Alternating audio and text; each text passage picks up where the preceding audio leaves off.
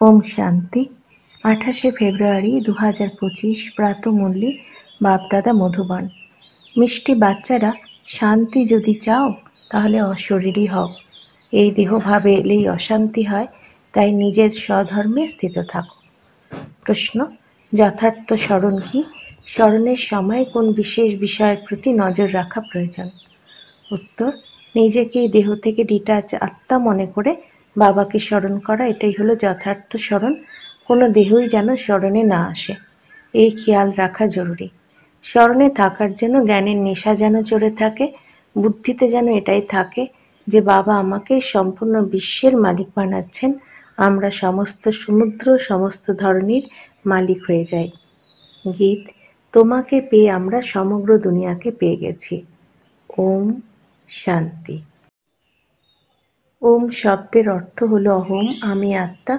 মানুষ আবার মনে করে ওম শব্দের অর্থ ভগবান, কিন্তু তা নয়। ওম শব্দের অর্থ হলো আমি আত্মা, এই শরীর হলো আমার। বলা হয় না ওম শান্তি। অহম আত্মার স্বধর্মই হলো শান্ত। আত্মা তার নিজের পরিচয় দেয়। মানুষ যদিও ওম শান্তি বলে থাকে, কিন্তু ওমের অর্থ কেউ বুঝতে পারে না। ওম শান্তি শব্দ খুবই সুন্দর। আমরা হলাম আত্মা, আর আমাদের স্বধর্ম হলো শান্ত। আমরা আত্মারা শান্তিধামের অধিবাসী। কত সিম্পল অর্থ, লম্বা চওড়া কোনো গল্প নয়। এই সময় মানুষ তেও জানে না এখন কি নতুন দুনিয়া নাকি পুরনো দুনিয়া। নতুন দুনিয়া কখন আবার পুরনো হয়, পুরনো থেকে আবার কখন নতুন দুনিয়া হয়, এ কথা কেউ জানে না। কাউকে যদি জিজ্ঞাসা করা হয় দুনিয়া কখন নতুন হয়, আবার কিভাবে তা পুরনো হয়, তাহলে কেউ তা বলতে পারবে না। এখন তো কলিযুগ, পুরনো দুনিয়া। সত্যযুগকে নতুন দুনিয়া বলা হয়। আচ্ছা, নতুনকে আবার পুরনো হতে কত বছর সময় লাগে, এও কেউ জানে না। মানুষও এও জানে না। তাই বলা হয় মানুষ জানোয়ারের থেকেও অধম। জানোয়ার তো নিজেকে কিছুই বলে না, মানুষ বলে আমরা পতিত হয়েছি, হে পতিত পাবন তুমি এসো, কিন্তু তাকে সম্পূর্ণ জানে না। পবিত্র শব্দটি কত সুন্দর। নতুন দুনিয়ায় পবিত্র দুনিয়া স্বর্গ হবে। দেবতাদের চিত্রও রয়েছে, কিন্তু কেউ বুঝতে পারে না এই লক্ষ্মীনারায়ণই পবিত্র দুনিয়ার মালিক। এইসব কথা অসীম জগতের বাবা বসে বাচ্চাদের বোঝান। স্বর্গকে নতুন দুনিয়া বলা হয়, দেবতাদের স্বর্গবাসী বলা হবে। এখন তো হলো পুরনো দুনিয়া, নরক। এখনকার মানুষ হলো নরকবাসী। কেউ যদি মারা যায় তখন বলা হয় স্বর্গবাসী হয়েছে, তাহলে এখন এখানে তো নরকবাসী, এই হিসেবে বলে দেবে। যথার্থ এ হলো নরক। তবুও যদি বলা হয় তোমরা নরকবাসী, তখন বিগড়ে যাবে। বাবা বোঝান যে দেখতে যদিও বা মানুষের মতো, চেহারা মানুষের মতো, কিন্তু আচরণ বানরের মতো। এমনও গায়ন আছে, মানুষ নিজেরাই মন্দিরে গিয়ে দেবতাদের সামনে গায় তুমি সর্বগুণ সম্পন্ন, আর নিজের জন্য কি বলে আমরা নীচ পাপী। কিন্তু যদি সোজাসুজি বলা হয় তোমরা ভিখারি, তখন ক্ষিপ্ত হবে।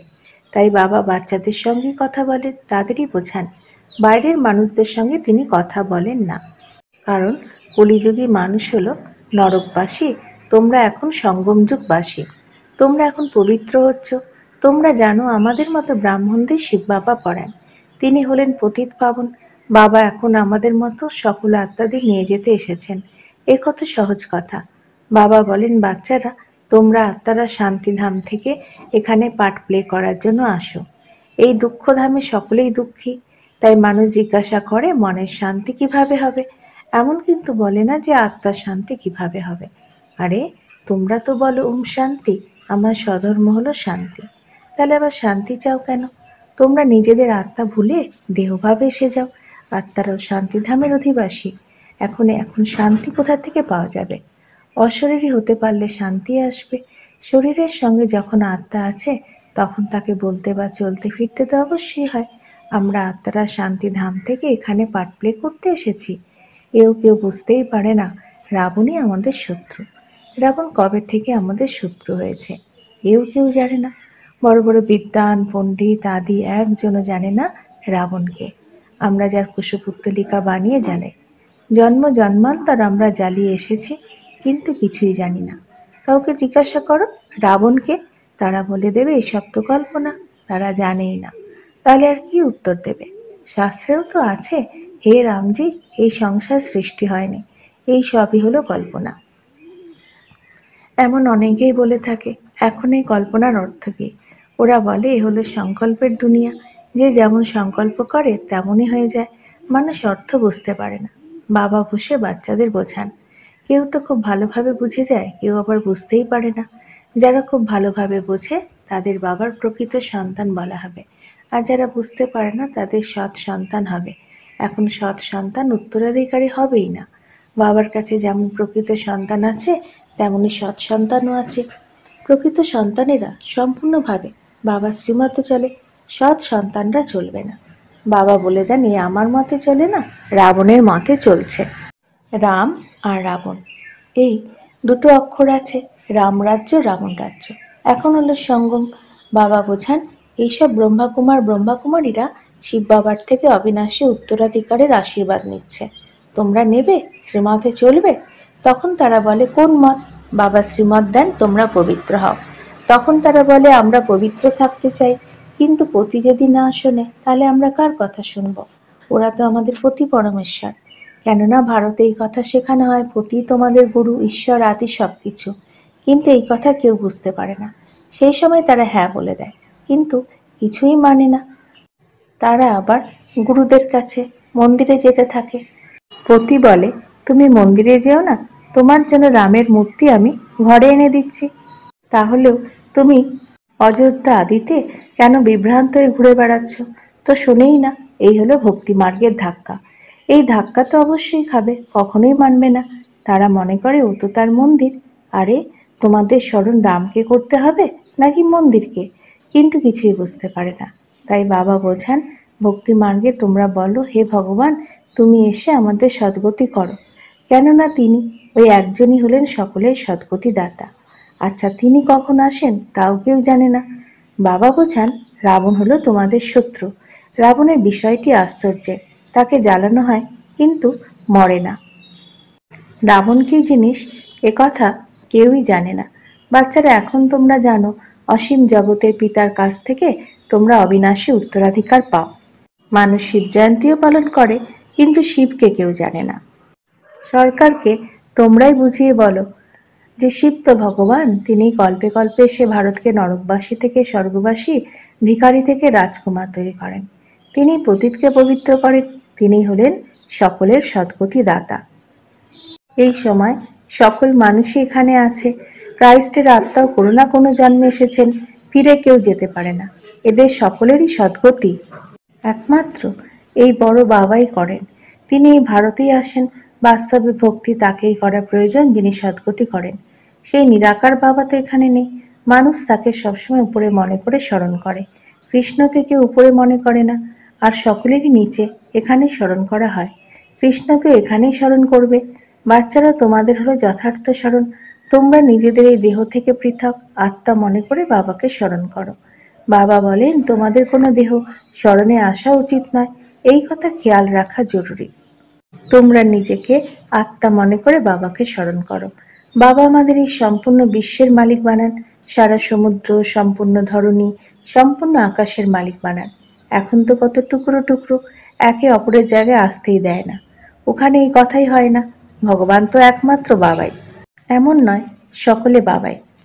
এমন বলাও হয়, হিন্দু চিনি ভাই ভাই, হিন্দু মুসলিম ভাই ভাই, কিন্তু অর্থ কেউ বুঝতে পারে না। এমন কখনোই বলবে না যে হিন্দু মুসলিম ভাই বোন।